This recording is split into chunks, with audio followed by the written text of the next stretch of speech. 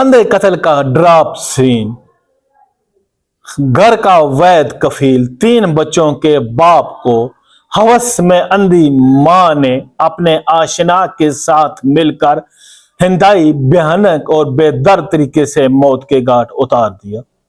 बिस्मिल्लाहिर्रहमानिर्रहीम, अस्सलाम वालेकुम वरहमतुल्लाहि वबरकातुहू। उम्मीद करता हूँ आप जहां भी होगे खुश होगे, आबाद होगे। वीडियो की तरफ बढ़ने से पहले सबसे पहले हम खातमे नबी हज़रत मोहम्मद सल्लल्लाहु अलैहि वसल्लम के हुजूर दुरूद पाक का नजराना पेश करेंगे। अल्लाहुम्मा सल्लि अला मोहम्मद व आले मोहम्मद। मैं हूं आपका दोस्त और जुल्फकार रेडी और आप देख रहे हो रोजनामा न्यूज ऑफिशियल। मुदर सामीन, अगर आप चैनल पर नए आए हो, अभी तक आपने चैनल को सब्सक्राइब नहीं किया तो जल्दी से चैनल को सब्सक्राइब कर दें और साथ घंटी के बटन को दबाना ना भूलें और इसको सिफर कर दें। इस तरह हर हमारी आने वाली वीडियो का नोटिफिकेशन आपको खुदकार तरीके से मिल जाएगा और ये टोटली फ्री है। अगर आपको हमारा काम अच्छा लगता है, आपको हमारी वीडियो पसंद आती है तो लाजमन रेड बटन दबाकर चैनल को सब्सक्राइब कीजिएगा और घंटे के बटन को भी लाजमन इस दबा दीजिएगा और वीडियो को लाइक करना मत भूलिएगा और अपनी कीमती राय से हमें जरूर आगाह कीजिएगा और आप हमारी वीडियो कहां से देख रहे हो हमें जरूर बताइएगा। दोस्तों, ये 2 दिन पहले अफसोसनाक वारदात घटी है जहां पर सहरी के वक्त एक नौजवान को मौत के घाट उतार दिया गया जो 3 शादीशुदा था और 3 बच्चों का बाप था। घर का वैद कफील था और उस खानदान का सबसे समझदार और अक्लमंद बेटा था।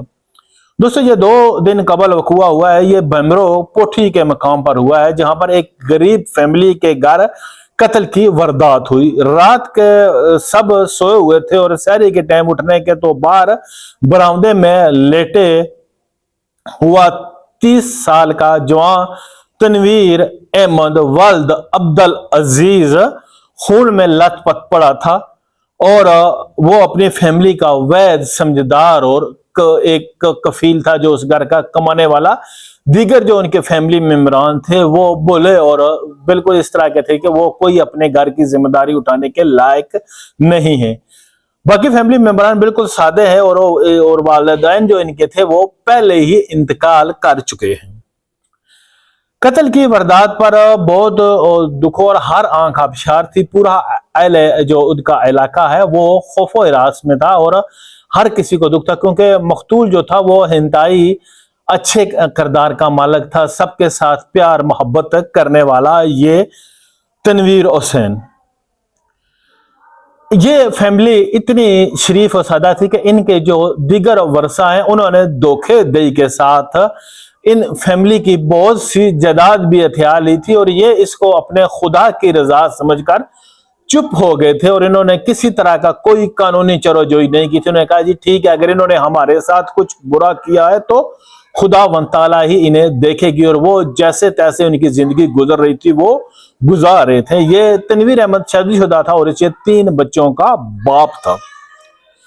ये सीधे साधे शरीफ लोग इतने शरीफ हैं कि अपने रिश्तेदारों की भी बातों का ये बुरा नहीं मनाते थे। किसी के साथ इनका कोई लड़ाई झगड़ा या मामला नहीं था। अगर कुछ कह भी जाता था तो ये उसके ऊपर दरगुजर करते थे और उनके साथ ये लड़ाई झगड़े से जो है ना ये परहेज करते थे क्योंकि हमारे यहाँ का निजाम उल्टा है और बासर और ताकतवर जालिमों के साथ कानून भी खड़ा हो जाता है और ये अच्छे तरीके से ये जानते थे जी कि हमारे जो रिश्तेदार हैं वो बासर हैं और पैसे वाले हैं। अगर हमसे इनके साथ हमने कोई कानूनी चाराजोई की या कुछ इसका मामला किया तो ये हमारे लिए मजीद मुश्किल का सामना करता है। सो इस वजह से इन्होंने इस चुप को ही बेहतर समझा कि चलो ठीक है, जियो और जीने दो, यही बेहतर है। लेकिन इन्हें क्या पता था कि दुश्मन जो है ना वो ताक लगाकर बैठे हैं और इनके घर के जो सबसे समझदार और कमाने वाला आदमी है उसी के ऊपर ही वो वार करेंगे। यकीन करें कि अंधे कत्ल का मुझे इतना दुख हुआ है कि अफसोस करना इसमें बयान नहीं है। उसके इलाका कहते हैं जी कि ये जो कत्ल है इससे पूरा इलाके में खौफो हिरास फैला हुआ और ये फैमिली पहले ही बड़ी मुश्किल से अपना गुजारा बसर कर रही थी, बाल मवेशी वगैरह, और अब इनका क्या होगा। ये 3 बच्चों का बाप और इस कत्ल का कोई सुराग नहीं मिल रहा था कि आखिर इसने किसने इसको मारा, किसी के साथ इसकी क्या दुश्मनी थी, किसी के साथ इसका क्या झगड़ा था।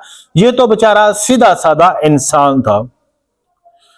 बमरो पुलिस के एसपी जो बमरो जो है उन्होंने इसकी दरखास्त दर्ज कर ली और उन्होंने तहकीकात का आगाज कर दिया। उन्होंने जो है ना फर्द जो इस सिस्टम में जितने वहां पर इन्होंने जो शवाहद इकट्ठे किए और उसके बाद मकतूल को जो है ना उन्होंने पोस्टमार्टम के बाद सुपुर्द खाक कर दिया।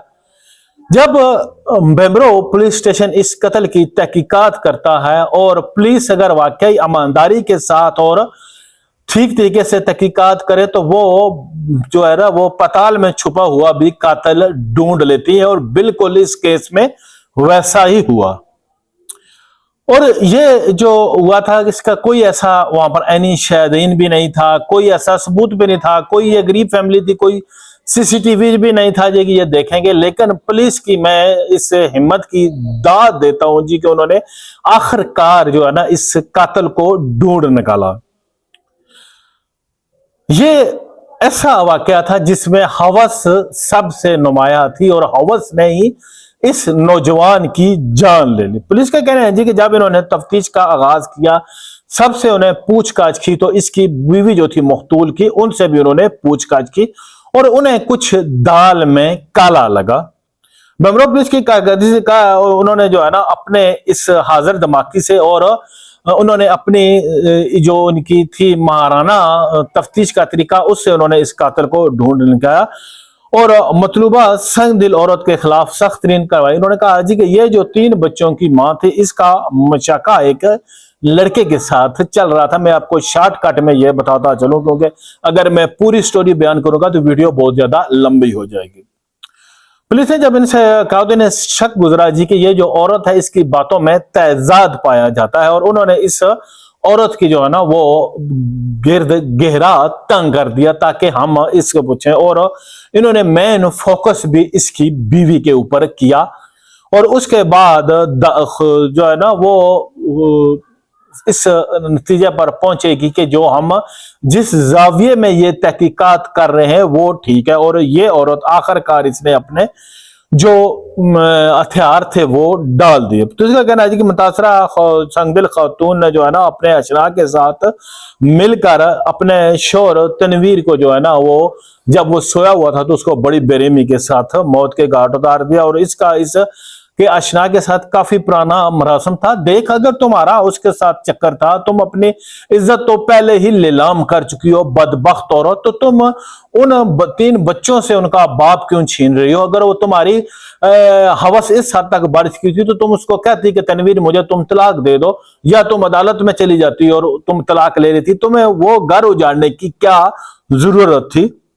उसके बाद जो है ना पुलिस ने जो कार्रवाई करते हुए इसका आशिक नामराद और वो औरत भी पकड़ लिया और इनको 302 के तहत उनके ऊपर मुकदमा दर्ज कर लिया है। और मकतूल के बूढ़े बाप शरीफ भाई शायद खानदान के दबाव में आकर माफी तलाफी की तरफ ना चले जाएं, क्योंकि ये घराना ऐसा है कि वो पुलिस वाले कहते हैं जी कहीं खुदा न खास्ता वो ऐसे न करे, लेकिन हमने तो इनके ऊपर 302 का मुकदमा कर दिया और अब ये मकार चलाक बदबख्त औरत पुलिस की कस्टडी में है और इसका आशिक नामराद भी पुलिस की कटघड़ी में है।